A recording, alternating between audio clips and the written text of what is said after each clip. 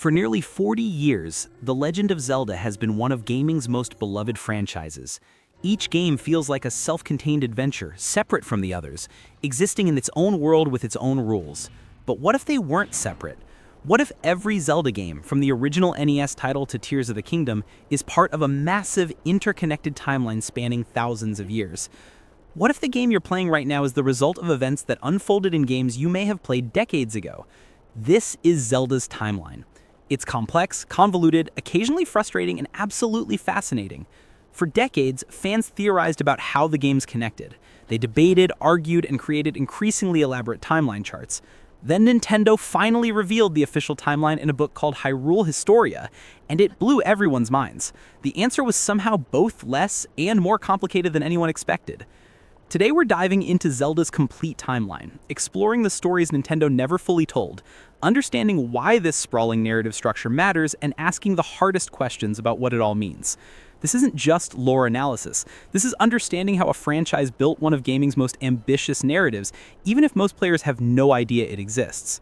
Let's explore the timeline that changed everything. The Grand Conundrum: why Zelda's timeline matters. Here's the thing about Zelda's timeline that's difficult for fans to articulate. It shouldn't matter. You can play Ocarina of Time and love it without understanding how it connects to Wind Waker. You can complete Breath of the Wild without caring about any previous game. The timeline is entirely optional knowledge. Most players have zero awareness it exists. And yet, it matters immensely. Once you understand the connections, playing older Zelda games becomes profound in ways you couldn't anticipate. You're not just fighting Ganondorf, you're witnessing a demonkin who refuses to die across multiple timelines. You're not just exploring Hyrule, you're walking through ruins of civilizations destroyed by events that happened centuries before your adventure began. The stories gain resonance through context. When Hyrule Historia revealed the official timeline in 2011, it shocked the community. Players realized decades of their own theorizing had been approximating something Nintendo had actually planned, but it also raised uncomfortable questions. Why didn't Nintendo make the timeline clearer in the games themselves? Why hide this massive narrative structure behind a book most players never read? Why, in the years since, has Nintendo done relatively little to explicitly connect games beyond subtle hints and environmental storytelling? The answer reveals something crucial about Nintendo's design philosophy. The timeline exists for players who want to find it. It's hidden in dialogue, in location names, in architectural styles, in recurring character lineages. The games work perfectly fine as standalone stories, but for players willing to dig deeper, the connections are there. This creates multiple layers of engagement where casual players enjoy surface-level adventure, while dedicated fans discover deep lore connections that enhance their experience. Understanding why the timeline exists changes how you play Zelda games. You stop seeing each adventure as an isolated event and start seeing them as chapters in a millennia-spanning story about the eternal struggle between good and evil, heroism and corruption, destiny and free will. That's powerful narrative structure, even if most players never consciously recognize it. Let's explore the timeline that changed everything. The Grand Conundrum: why Zelda's timeline matters. Here's the thing about Zelda's timeline that's difficult for fans to articulate. It shouldn't matter. You can play Ocarina of Time and love it without understanding how it connects to Wind Waker. You can complete Breath of the Wild without caring about any previous game. The timeline is entirely optional knowledge. Most players have zero awareness it exists. And yet, it matters immensely. Once you understand the connections, playing older Zelda games becomes profound in ways you couldn't anticipate. You're not just fighting Ganondorf, you're witnessing a Demon King who refuses to die across multiple timelines. You're not just exploring Hyrule, you're walking through ruins of civilizations destroyed by events that happened centuries before your adventure began. The stories gain resonance through context. When Hyrule Historia revealed the official timeline in 2011, it shocked the community. Players realized decades of their own theorizing had been approximating something Nintendo had actually planned. But it also raised uncomfortable questions. Why didn't Nintendo make the timeline clearer in the games themselves? Why hide this massive narrative structure behind a book most players never read? Why, in the years since, has Nintendo done relatively little to explicitly connect games beyond subtle hints and environmental storytelling? The answer reveals something crucial about Nintendo's design philosophy. The timeline exists for players who want to find it. It's hidden in dialogue, in location names, in architectural styles, in recurring character lineages. The games work perfectly fine as standalone stories, but for players willing to dig deeper, the connections are there. This creates multiple layers of engagement where casual players enjoy surface-level adventure, while dedicated fans discover deep lore connections that enhance their experience. Understanding why the timeline exists changes how you play Zelda games. You stop seeing each adventure as an isolated event and start seeing them as chapters in a millennia-spanning story about the eternal struggle between good and evil, heroism and corruption, destiny and free will. That's powerful narrative structure, even if most players never consciously recognize it. Let's explore the timeline that changed everything. The Goddess's Decree, Creation and the First Split. Before any Link picks up any sword, before any Triforce is claimed, there is creation itself. In the beginning, according to Zelda lore, 3 golden goddesses descended from the heavens to create the world. Din, the goddess of power, created the world itself. Faro, the goddess of courage, created life. Nairu, the goddess of wisdom, created law and order. After shaping reality, the goddesses left behind the Triforce, a relic containing the essence of their power, and ascended back to the heavens. This mythological foundation appears across multiple Zelda games, most explicitly in Skyward First, which functions as the timeline's official beginning. Everything flows from this creation story, and understanding it frames how we interpret every subsequent event. The critical moment, however, comes in Ocarina of Time. Young Link receives a prophecy warning him to gather 3 spiritual stones and pull the Master Sword from its pedestal. He does so, becoming an adult in a future timeline where darkness has overrun Hyrule. Link awakens in this terrible future to find the kingdom destroyed by Ganondorf. But here's where the timeline splits. This moment contains the crucial branching point. In one version of events, Link succeeds. He defeats Ganondorf, seals him away, and uses the Ocarina of Time to send himself back to his childhood, preventing the darkness from ever occurring. This is the child timeline, where Link returns to warn Zelda and successfully prevents Ganondorf's rise. But the official timeline reveals a second branch, the adult timeline, where Link lives out his life as the hero of time, defeating Ganondorf, but remains trapped in the future he couldn't prevent. He can't go back in time because the Ocarina of Time was used to seal Ganondorf. This Link grows old, dies, and becomes a legendary hero remembered for sealing away evil. And then there's a third branch revealed later, the defeated timeline, where Link, young and unprepared, actually fails to defeat Ganondorf. Ganondorf wins, conquers Hyrule, and the kingdom spirals into an era of darkness that lasts centuries. In this darkest timeline, heroism fails and evil reigns. These 3 branches represent the fundamental philosophical split in Zelda's narrative: success through time travel, success through sacrifice, and catastrophic failure. Everything that comes after springs from these 3 branches. The child timeline, prevention and paradox. When young Link returns to childhood after sealing Ganondorf, he prevents the future he witnessed from ever occurring. But here's where it gets complicated. The timeline doesn't simply erase. The future Link came from still exists somewhere. The adult timeline where he lived actually happens in parallel. Child Link returns to a reality where Ganondorf's dark future never occurs, but that future timeline still exists as a separate reality. This is the genius and curse of Zelda's timeline. It doesn't resolve paradoxes, it multiplies timelines. Child Link's successful prevention creates a timeline where Hyrule escapes destruction. In this timeline, peace reigns. Zelda, now a princess with knowledge of future events, can shape history to prevent the darkness. Several games take place in this child timeline: Twilight Princess, The Four Swords Adventures, and others. These games show what happens when the hero of time's intervention prevents catastrophe. And interestingly, things are mostly good, but hints of the danger that was averted persist. Characters remember things that shouldn't have happened. History has been shaped by events that technically never occurred. Twilight Princess in particular explores the consequences of timeline correction. It takes place centuries after Ocarina of Time, and you discover Ganondorf was executed after failing his conquest because Hyrule was prepared for him. The kingdom successfully defended against an evil that only existed in one person's memories.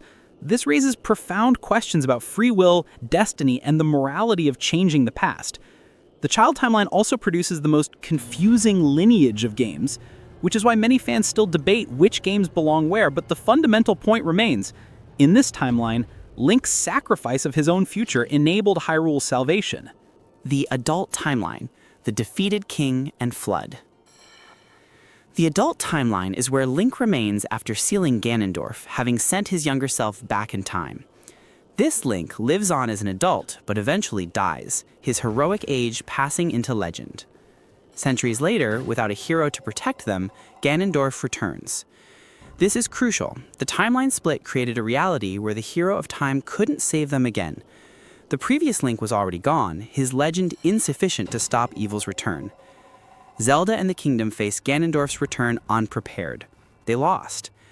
Ganondorf conquered Hyrule again.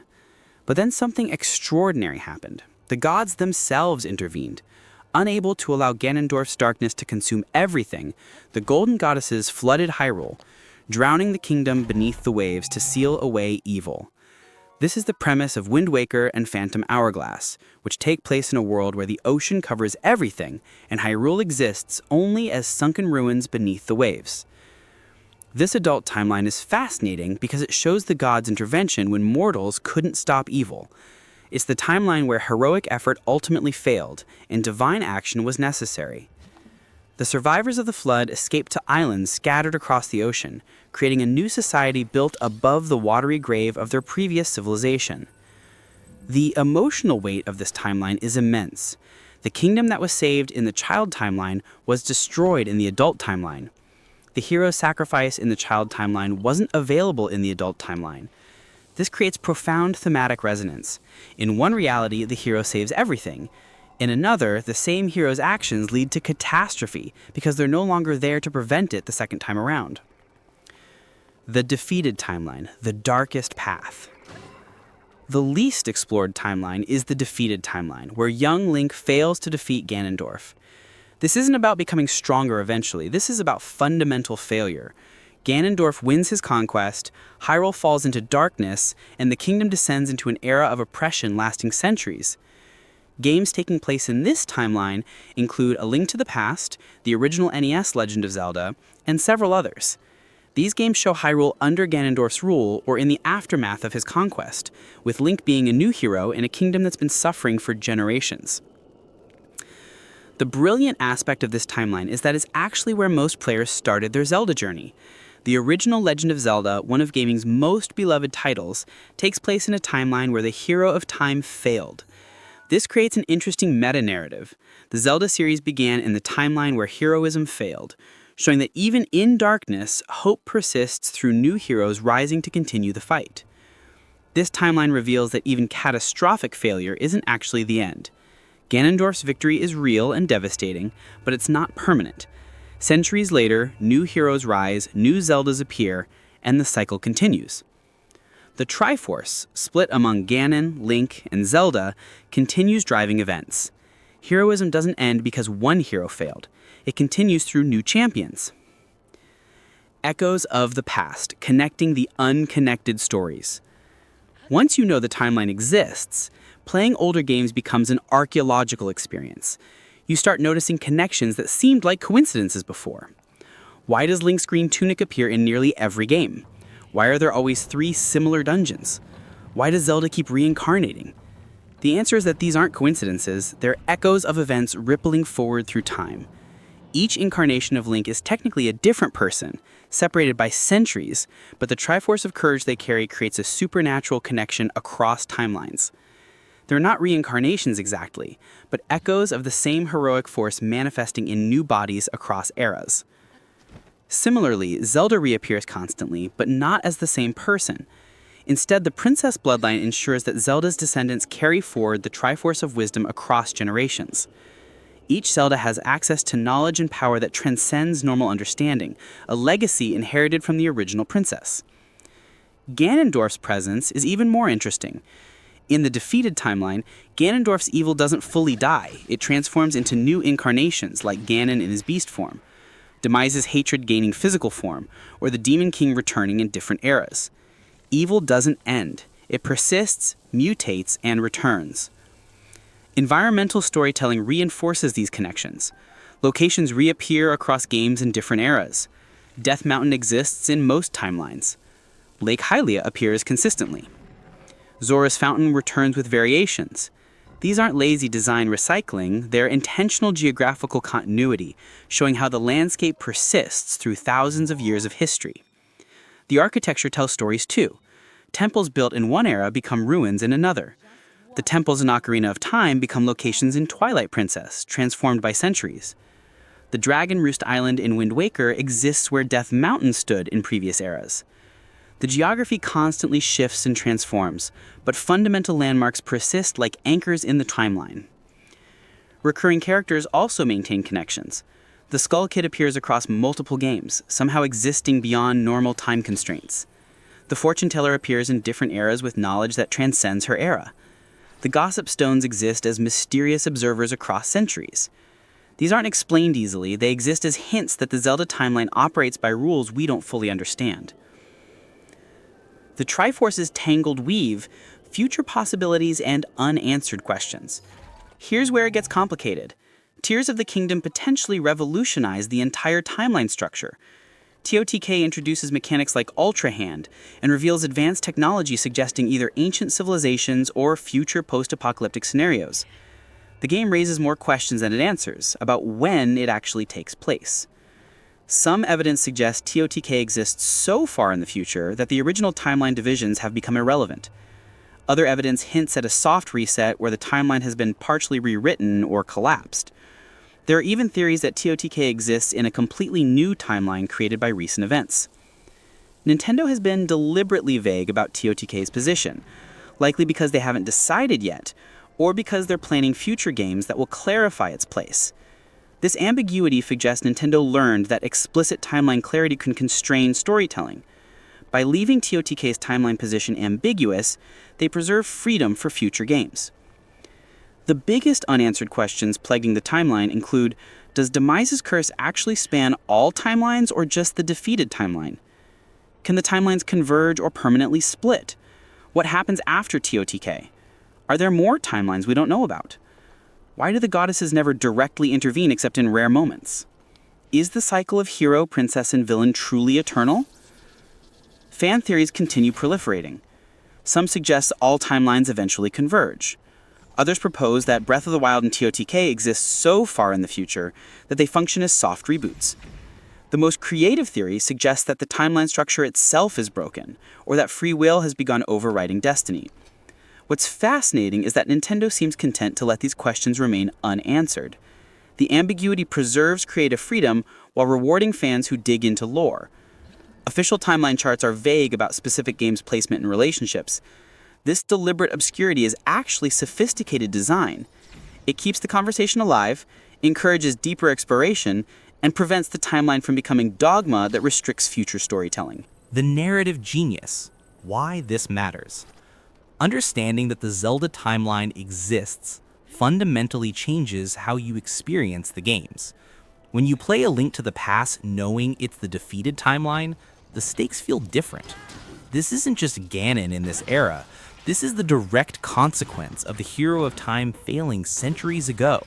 The darkness plaguing the land is the lasting result of one hero's failure rippling forward through generations. Playing Ocarina of Time becomes the moment where destiny splits. Each path you choose, each action you take, doesn't just determine whether you beat Ganondorf in that game, it determines which timeline gets created. That's immense narrative weight for a single game's climax. The timeline structure explains why Link is silent throughout the series. His silence isn't just a gaming convenience, it's a narrative technique. Each Link is a vessel for the player's heroism across timelines. By remaining silent, Link becomes more universal, more adaptable, more capable of embodying different eras' heroism without the specific personality of one voice limiting interpretation.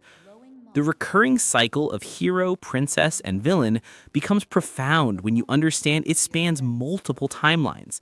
It's not just repetitive game design, it's philosophical commentary on the eternal struggle between good and evil, heroism and corruption.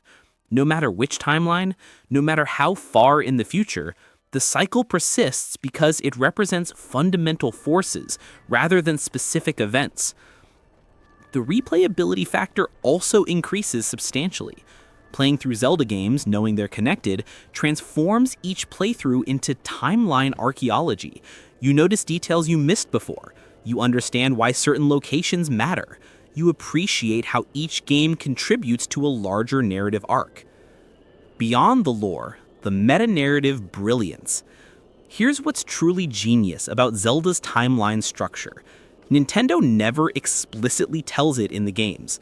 Fans discovered it through careful lore analysis, environmental exploration, and pattern recognition.